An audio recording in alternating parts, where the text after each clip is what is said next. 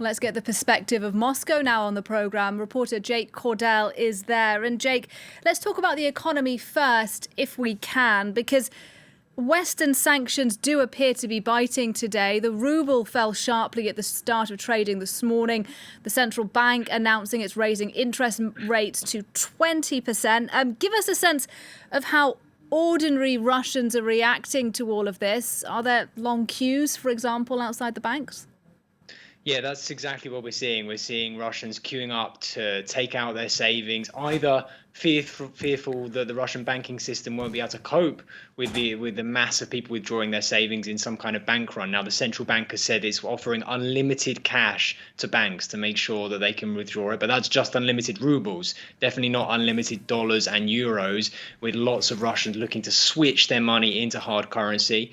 We're already seeing prices rising in the shops as a result of this latest fall in the ruble, and shops have reported they've sold out of expensive electronic equipment, for instance, as people over the weekend just rushed to buy up whatever they could. They didn't want to be left with any rubles, knowing that their value would fall.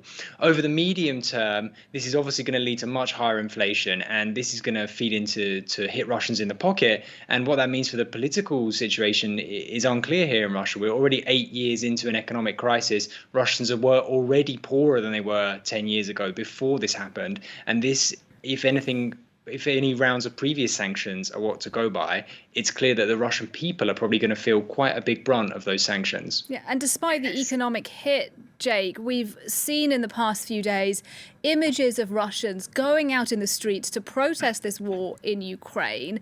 I wonder if there's any way to establish whether or not those people that we've seen out in the streets represent a minority of Russians, or whether there are actually plenty of people who are really skeptical of Vladimir Putin's war.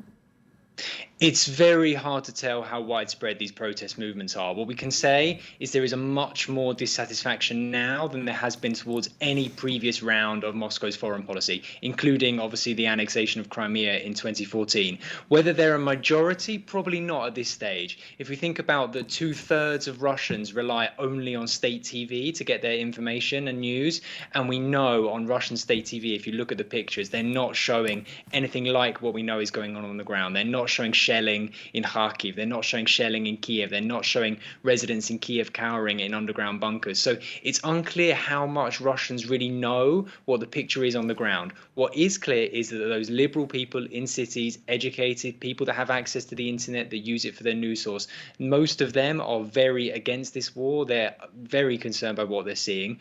Crucially, we're also seeing some key oligarchs coming out and criticizing, perhaps some softly, perhaps some in more stronger terms, criticizing what is going on. And that is not only a direct response to sanctions, but also what they're seeing going on the ground. So clearly, there is not agreement here in Russia with what's going on. How widespread the discontent is unclear at the moment. And Jake, just finally, we heard those rather alarming reports yesterday that Vladimir Putin was to put Russia's nuclear forces on high alert. It's been about 24 hours since we heard that. Do we know yet what that means in practice? Well, we had an update earlier today from the Defence Ministry basically saying, yes, we've put them on high alert. But again, we don't really know what the details of that are. And we've had some comments out from Britain this morning. Their Defence Ministry hasn't seen any change in Russia's nuclear posture, as they call it. So it's unclear what that means. Again, we have to look at this perhaps in the context of a military campaign that clearly hasn't gone as well as Vladimir Putin was hoping. They've clearly got bogged down much more than they were expecting, and ahead of the negotiations which took place today. Lots of people thinking this could be some kind of posturing from Putin. The problem is, of course, leading up to this war, people were convinced that he wouldn't go into Ukraine. So understanding what's going on in the mind of the Russian president right now is very tricky. Appreciate your analysis on the programme, Jake Cordell, for us there in Moscow. Thank you.